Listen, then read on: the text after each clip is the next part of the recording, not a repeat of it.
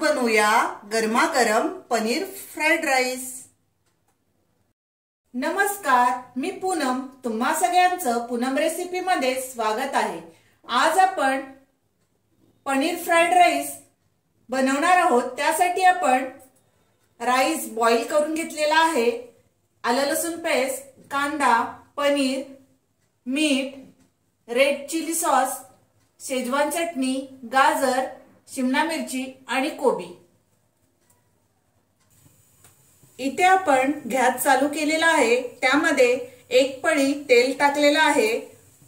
आपण एक कांदा चिरून घेतलेला आहे, उभा आपण चिरून घेतलेला आहे।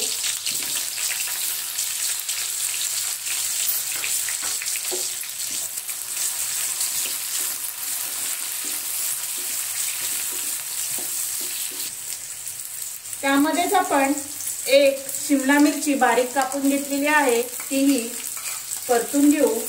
सर्व भाज्या आपण त्यामध्ये परतायच्या आहेत। एक वाटी आपण कोबी चिरून घेतलेली आहे आणि मीडियम आकाराचा एक गाजर आपण घेतलेला आहे। या सर्व भाज्या आपण परतून घेऊया।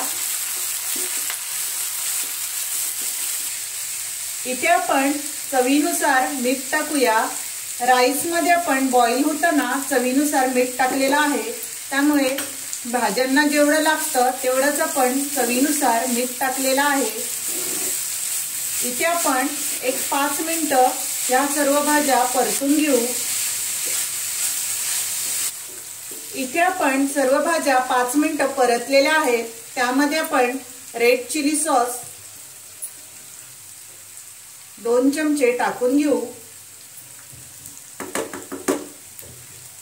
त्यामध्येच आपण शेजवान चटणी टाकून घेऊया।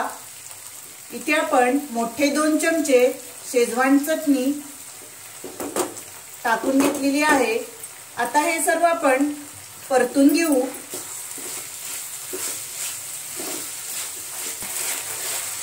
इथे आपण अद्रक लसूण पेस्ट अर्धा चमचा टाकून घेऊ आणि तीही त्यामध्ये परतून घेऊया।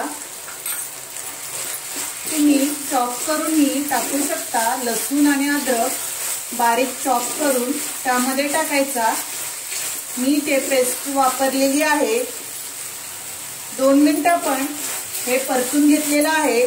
त्यामध्ये आपण पनीर 100 ग्रॅम घेतलेला आहे, तोही आपण बारीक कापून, तुम्हाला किती मोठे छोटे पीस हवेत तसे तुम्ही कापून घ्या आणि तोही आपण 2 मिनिटं परतून घेऊ। पनीर आपण परतलेला आहे, त्यामध्ये बॉईल केलेला आपण राईस घेतलेला आहे। तुम्ही कोणताही घेऊ शकता। इथे मी कोलम राईसही घेतलेला आहे।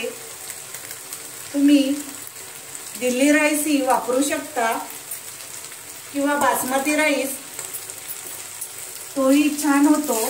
मोकळा आणि सुटसुटीत खूप छान असा राईस तयार होतो। इथे आपण 2 मिनिटं चांगलं परतलेलं आहे। बघा, आपला राईस तयार झालेला आहे। आपण आता गॅस बंद करू आणि हा राईस प्लेटमध्ये काढून घेऊ। इथे आपला पनीर फ्राइड राईस तयार झालेला आहे। गरमागरम खायला खूप छान लागतो। तुम्ही हा माझा व्हिडिओ नक्की लाईक करा, शेअर करा आणि माझ्या चॅनलला सबस्क्राइब करा। Thank you.